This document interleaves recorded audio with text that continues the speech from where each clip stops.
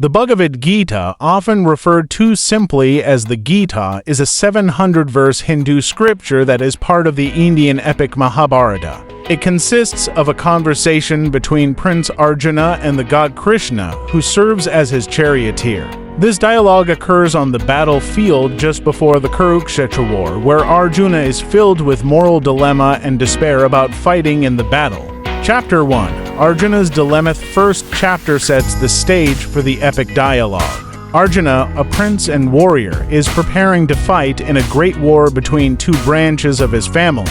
He is filled with doubt and moral confusion about fighting his own kin. He fears that the war will lead to the destruction of families and the moral decay of society.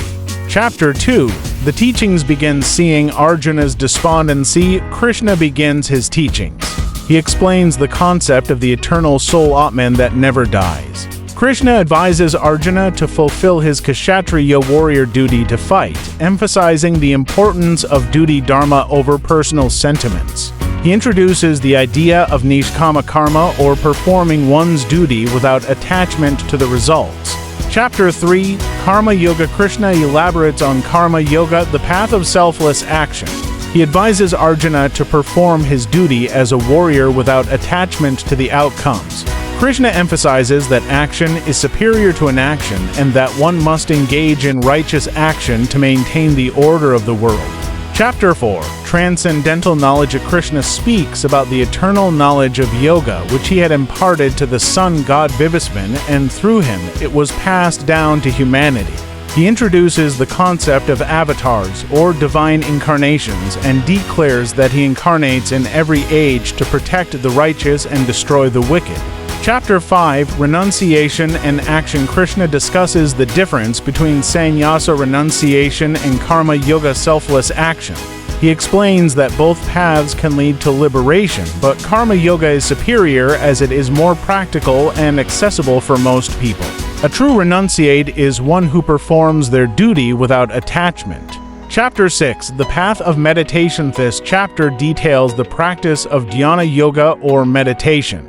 Krishna outlines the process of disciplining the mind and body, achieving focus, and attaining a state of inner peace. He describes the qualities of a true yogi and emphasizes the importance of self-control and perseverance. Chapter 7. Knowledge of the Absolute. Krishna reveals his supreme nature, explaining that he is the ultimate reality underlying all existence. He describes the two natures of the world, the perishable material world and the imperishable spiritual realm. Devotion and knowledge of his true nature lead to liberation. Chapter 8. The Eternal Good. In this chapter, Krishna explains the concepts of Brahman, the eternal soul, Adhyatma, the individual soul, and Adhibhuta, the physical world. He discusses the significance of the time of death and how remembering him at the moment of death ensures liberation. Chapter 9. The Royal Knowledge and the Royal Secret. Krishna speaks of the most confidential knowledge and the supreme secret of devotion. He assures Arjuna that through unwavering devotion, one can attain him and be liberated from the cycle of birth and death. Krishna's all-encompassing nature and his love for his devotees are highlighted.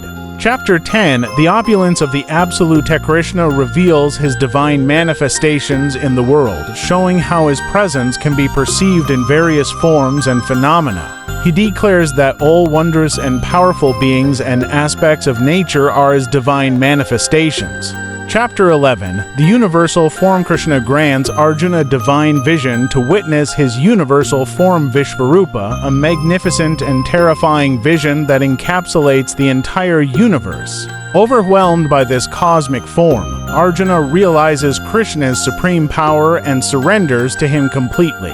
Chapter 12. The Path of Devotion. Arjuna asks Krishna about the best path to spiritual realization. Krishna responds that both the path of personal devotion, bhakti yoga, and the path of impersonal meditation are valid, but he extols the superiority of bhakti yoga, emphasizing love and surrender to God. Chapter 13. The Field and the Knower of the Field. Krishna explains the distinction between the physical body, the field, and the soul, the knower of the field. He discusses the nature of the body, the soul, and their interactions. Understanding this difference leads to spiritual wisdom. Chapter 14. The gunas, Krishna describes the three gunas modes of material nature: sattva goodness, rajas passion, and tamas ignorance. He explains how these gunas influence human behavior and bind the soul to the material world. Transcending these gunas through spiritual practice leads to liberation. Chapter 15. The Supreme Person. In this chapter, Krishna uses the metaphor of a tree to describe the material world. He explains the nature of the eternal soul and the importance of detaching from the material world. Understanding Krishna as the Supreme Person and the ultimate refuge leads to liberation. Chapter 16. The divine and demoniacal naturess. Krishna outlines the characteristics of the divine and demoniacal natures within humans. He emphasizes the importance of cultivating divine qualities such as fearlessness, purity, and compassion while avoiding demoniacal traits like arrogance, hypocrisy, and cruelty.